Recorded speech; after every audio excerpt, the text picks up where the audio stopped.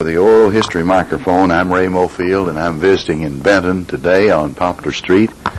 And it's a pleasure to be with Connie McClain, a rather noted personality in her own right. But I guess she won't be offended if we think of her as being the widow of Dr. George McClain, one of the most beloved physicians ever in Marshall County. Good morning to you. Good morning, Ray.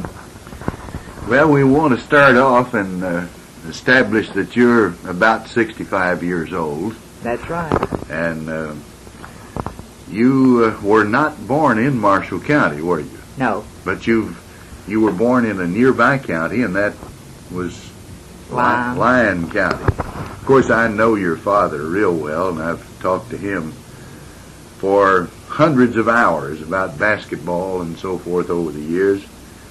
And I know he's in a nursing home here in Benton at Lake Haven. How's he doing? He's doing real well for his age and mileage, I guess. Now, he's in his 90s, isn't he? He'll be 95 the first day of February. Well, let's get back to our basic format, more or less. We generally ask the people to tell us their father and mother, put it on the tape. You know, the genealogists are strong in this area. If you don't give them something, they're a little peeved about it. So, your father's name was? George Edwin Jones. And your mother? Sybil Hayden Wake. Now, the Wake family, if I recall my Kentucky pioneer history from Dr. Cherry's old gray back book, The Pioneer State of the West, was a rather noted family. Could you tell us some of the things they did? They were a noted family. There were several lawyers and a doctor. And, of course, the family name is extinct. Mm-hmm. Even though my mother was awake before she married. Yes. My great-great-grandfather was Dr. Ambrose W. Wake. He was one of the few graduates of Transylvania University. I have his medical degree hanging there on the wall, dated August 1827. Oh, isn't that marvelous? Transylvania, of course, is the oldest school west of the Appalachians. It's 1780, and the medical school started in 1799. I remember that much about it. It was only in existence 11 years. Uh-huh. At its height and glory, that is, with Daniel Drake there, yes, as I recall. Of course, Drake flitted about and started a lot of medical schools, and he had something to do with the University of Louisville, didn't he? Yes, and there was also another relative, Dr. Jones, that was a graduate of Washington University in St. Louis. Mm-hmm. And they were connected some way or another. Mm-hmm. Well, there's so many Joneses, it'd be hard to trace them. I read once they were the third most common name, I believe it said, in America. That was along about World War II. I think the Smiths were easily the winner because there's been every kind of Smith. Well, I was told in my younger life that it's come down that in the beginning in the Garden of Eden, everybody was named Jones, and as they sinned, they turned them out and gave them a different name. Well, that's a wonderful story. I'm glad to hear that. I've never heard that story before, but it sounds great. Do you know any further back, or do you remember your grandparents on either side? Oh, yes. Very well. My grandfather Wake, my grandfather Jones, they were two characters. They were a couple of generations ahead of themselves. My Pappy Jones had 13 children. Well, a tendency in those days for a lot of people was large families. And he read the Courier Journal every day, and he could spell every word in it.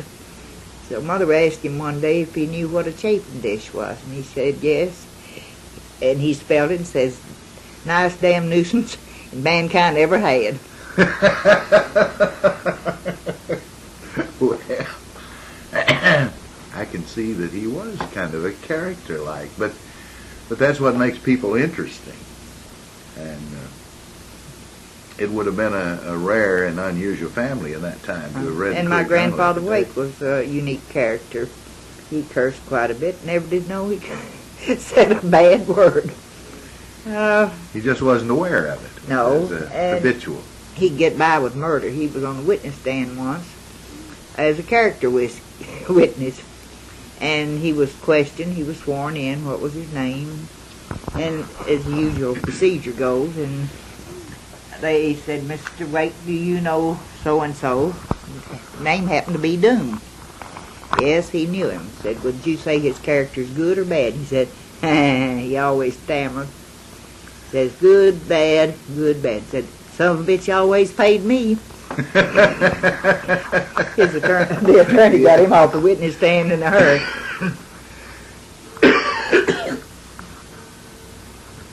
Well, we'd like to ask you, did you go to school in Catawba? Yes, I graduated from Catawba High School, 1937. You remember any of the teachers you had I guess you went to grade school there too? Yes, yes. The new school was built the year that I went to school. It was stucco. That was before the days of indoor plumbing. We had an out path and a building. And well, I grew up in that society. As a matter of fact, we didn't have electricity at our house near Hardin, the farm, till 47.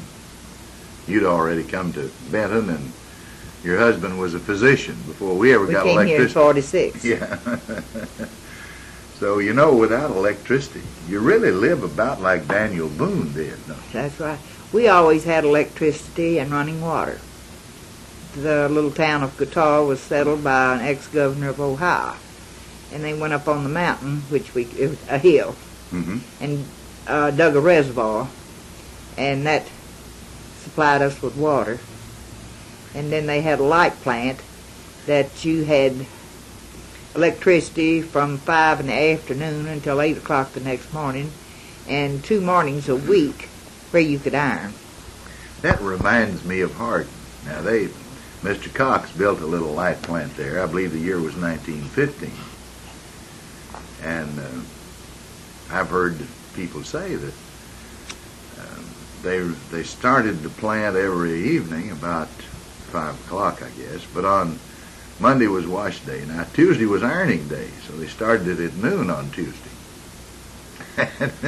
Well, they didn't have washing machines. They did well to have an electric iron. That's right. Well, it was a great convenience. It was. No electric stoves. I can remember the first one we ever had. Yes, our younger people find it hard to believe that even though you had money, there's many things you couldn't buy then because they weren't on the market. I can remember when radios first came out with the earphones, and here in the World Series, ball games. They'd have 2 sets of earphones.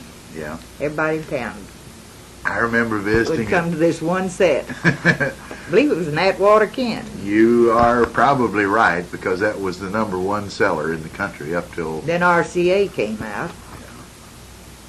The first electric set was a Majestic. Yes, I can remember those. And that was 1928, and it had, even in cities like Chicago, and my dad lived there a little while, there were battery sets. Oh, sure. And they didn't just have one battery. There would be this Atwater Kent was sort of a long, narrow machine, not too tall, maybe Tabletop. Yeah, about a foot tall, but in lengthwise it was maybe a yard. And about like. Yeah, that's right. And a big speaker on top of it, didn't it? Well, the later models did. Now, of course, at first they simply had the earphones. And the first one I ever saw just had earphones, and a man named Rob Jackson owned it. And people would go there on Saturday night to listen to the radio. And he'd rigged up a contraption some way where you could plug in 6 sets of earphones. And they took those earphones apart, and that made 12 people could listen.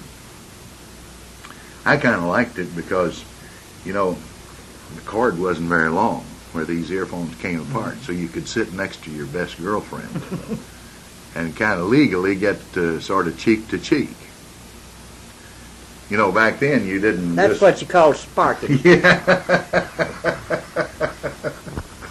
Well, you know the language. That's just wonderful. All right, tell us, do you remember any of your teachers? Yes, there was some from Marshall County. Holland Lackey, Herbert Smith, who married Reba Roberts from here. I remember him. He was in the field of agriculture in Yes. later years. Yeah. Herbert Smith, very, very fine fellow. Then the oldest one was Mr. Carpenter.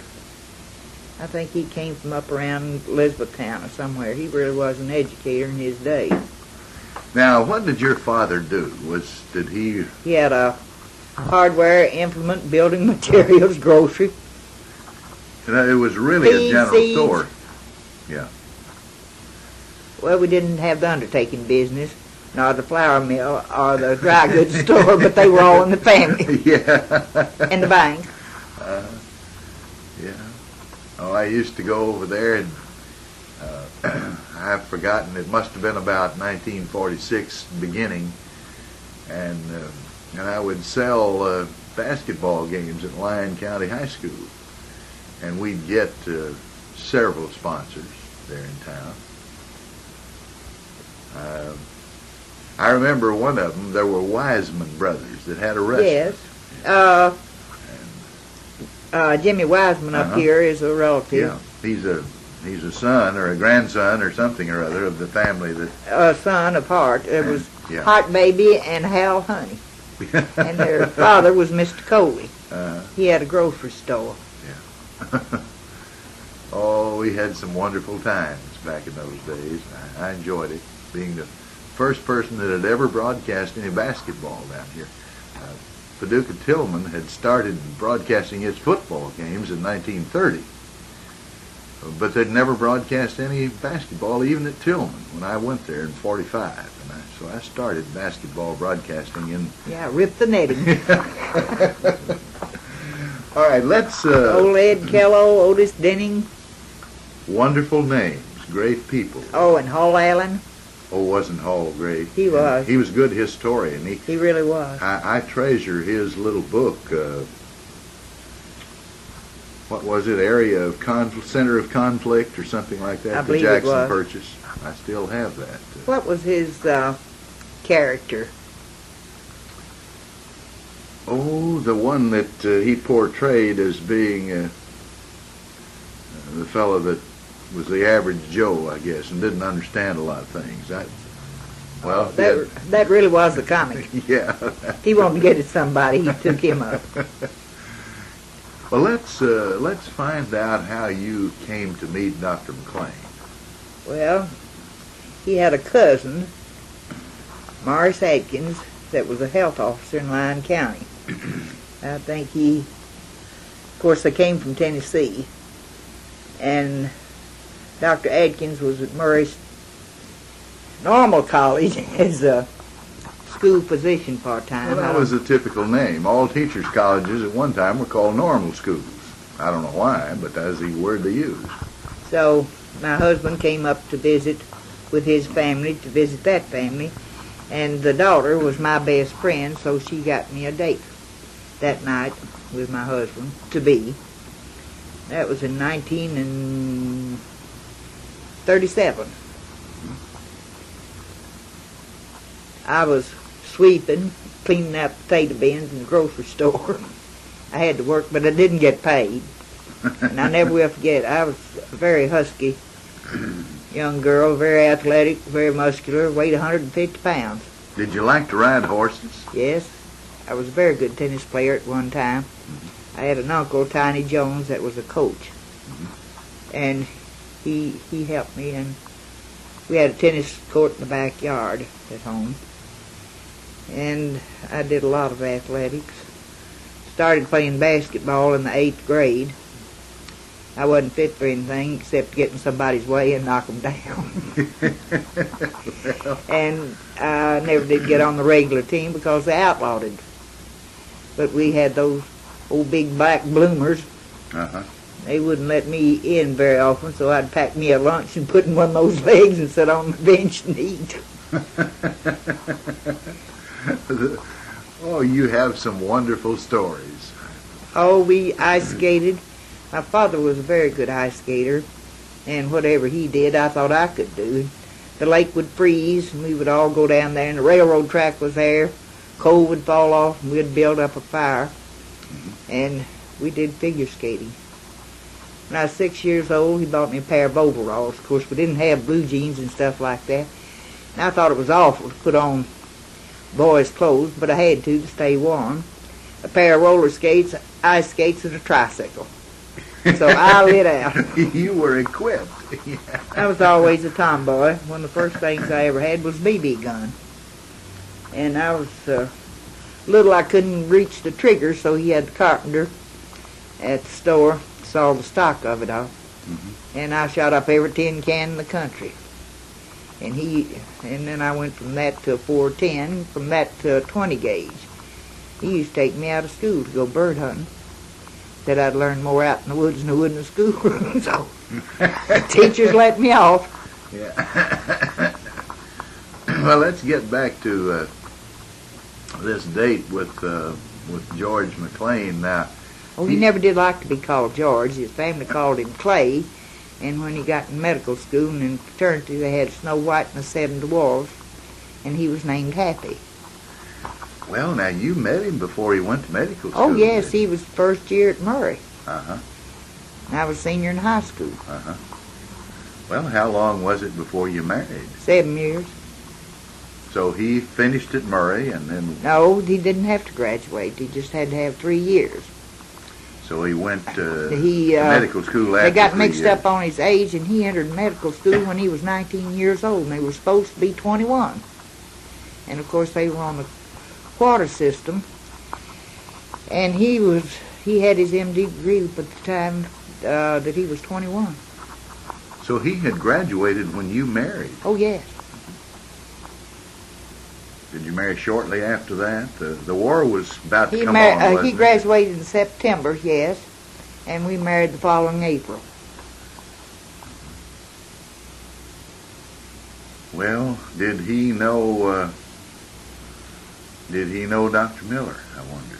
Not until we came to Benton. They were great friends afterwards, I know. Very good friends.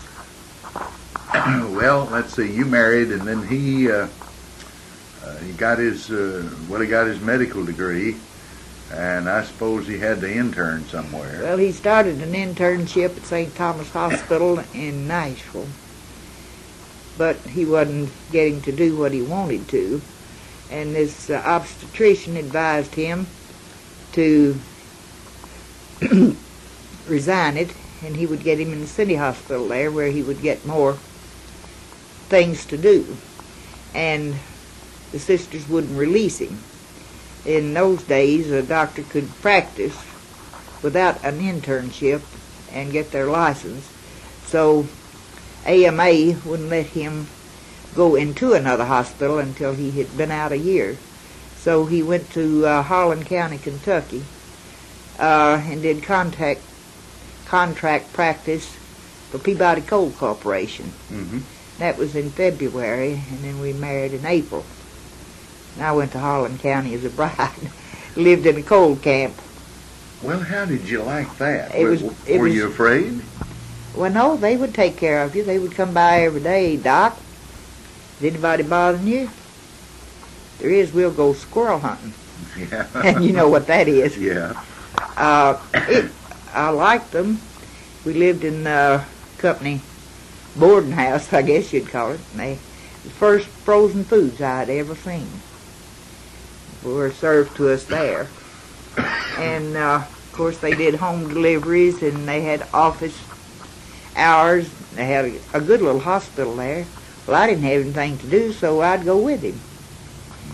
And I think the second night I was there, I helped him deliver a baby. He said, "Here, you clean this up." And I didn't know what a little baby was or anything about childbirth, but I learned. You learned in a hurry. Yeah. I sat down on the floor and gave that baby a bath. All right, you completed there, and then he had to go into the U.S. Armed Forces? No, we went from there to Princeton. Oh, And well, you were he getting was in- close to Qatar Yes. then. And we were in private practice there. And he had a patient that was injured in the rock quarry there, and he got a reaction to sulfur drug. That's when that had just first come out. And of course he didn't have his internship, and he had a fraternity brother that was in Mobile, Alabama at City Hospital. And they, of course, Mobile was just a shipbuilding center and a port, and there was openings there for an internship at City Hospital. And after this patient had gotten this reaction, he got scared on malpractice, because I don't think he had malpractice insurance then. And we went from there, from Princeton to Mobile, and he did his internship at City Hospital there, which was a very, very good one. And from there, they'd turned him down for the Army several times, and he applied for commission with a waiver, and he went into the Army from there. And his tours of duty, he wasn't in the States 6 months until he was overseas for limited duty. He went to England. He was in the General Hospital. From there to the continent, where the war was over in Europe, and they trained him to go to the Pacific, and he went from there to the Pacific. Of course, the war was over with Japan just after they got out of the Canal Zone, and their ship was blacked out, and they missed their orders telling them to turn into San Francisco. And he wound up in Manila, no orders. And when he got to Manila, they sent him to Batangas, and he liked to have never gotten home from the Pacific. And then when he did... They dropped the atomic bomb, and the war ended much more rapidly than anyone anticipated. Yes. Of which you were deeply thankful, no doubt. Yes. He was overseas 33 months. Do you have any idea how he came to choose Benton? Yes. We wanted to be near our families, which they lived in Weakley County, Tennessee. My family lived in Lyon County. We didn't want to live there, but near here. But Dr. Washburn hadn't been dead too long, and Elizabeth Ordway told us about it. We went to several places, but this seemed to be the best. Did you ever regret coming to Marshall County? No. He kind of wanted to go back and for more training and become an orthopedic surgeon, because that's what he did mostly in the service, and that's the main thing that he got on his internship in Alabama. And he liked it very much, and his doctor was very, very nice to him in Mobile. And he got about 3 years' work in 1 year in orthopedics. Now, you came a little before Dr. Miller, didn't you? No, Dr. Miller came about a year before we did. We came here in August 1946. And there was a period there when Dr. McClain and Dr. Miller were the only two physicians? Under 80 years old. Yeah. There was two in Sharp, two in Calvert City, and there was two here, but they were old. Yeah. Dr. Caulfield and... Who had moved from Hardin to Benton Yes. by that time. And Dr. Kennedy, I believe. Well, there was no hospital here. No, And, there wasn't even an X-ray in the county when we came here. So Dr. McClain and you, and I don't know whether Miller had anything to do with it or not, but more or less supplied the county with hospital service until the hospital opened. Didn't you have we built a few rooms? Yes, we built a clinic, and it opened in 1950. Obstetrics, at least. Primarily. It was about like cafeteria style, being at home, but you were visiting. And non-contagious. We'd keep fractures or something not non-contagious. Yeah. And of course, he bought an X-ray machine. And yes, it cost $1,500. That's a lot of money then, though. We're getting one. Of course, we had to borrow the money to buy it, and the KMA was meeting in Paducah, and I said, Happy, you go buy an x-ray. Oh, we can't afford that. I said, we can't afford not to have one. Yeah. It was very, very simple, but it worked. Well, you just kept working and helping him till you got your license as a nurse, didn't you? On Wavier as an LPN. Uh-huh. Well, you know, some of those people knew more than some that went to school. You have to learn maybe like Abraham Lincoln did. You know, he could read and write, though he didn't go to, I guess you could say he didn't go to grade school, did he? To amount to anything. But he wrote some of the greatest English that's ever been written. Well, let's see. What was Benton like when you first came here? You had grown up in a town even smaller, I guess you could say. About the same size. Or about the same size. In those Benton days. grew and Catawba didn't. But TVA made this county. Well, in fact, the dam. I remember when it was started. So you really weren't in a different culture, particularly. It was about the same from one county to the other. There's quite a bit of difference in them. There was? Yes. Marshall County was more backward than Lyon County. Well, we were at one time, I believe, on the list as the 115th poorest county. Now, they're just 120, as you know. Yes. So, it was a poor agricultural county, and that's about all there was in the purchase. So, they really didn't have anything till after World War II, and the dam was built, and the plants started coming in. But we came in with them. And, of course, they built the state parks at that time, and all that together helped to improve the economy in this area. Now, very quickly, we only have a couple more minutes' time, but I want to get in Betsy. You had a child. Yes. We were married nearly 10 years when she was born. Uh-huh. Our only child. And do you have a grandchild? She has one daughter. Whitney is 10 years old. Does she like horses, too? Not particularly. Not like her mother did? No. I notice here on your dining table a stirrup, which is being put to good use as a napkin holder. Yes. I bet I've given 50 of those things away. I bought them at the hardware store in Lexington. I believe gave a quarter piece for them. There's that much wood in it for toothpicks. And then refinished them. Well, do you have any particular stories that you'd like to close with, or anything you'd like to say before we have to wrap it up? Well, I'm just glad to be ambulatory and to be as well blessed as I have been and to have so many friends. Well, you've made a lot of friends, we know that, and of course, I guess as Solomon said, if you want to have friends, you need to be friendly, and you and your husband contributed a great deal to Marshall County, and I think they tried, perhaps imperfectly, to return the love you gave them toward you and to your family. We wish for you many more happy years. Thank you. I enjoy living. I like to travel.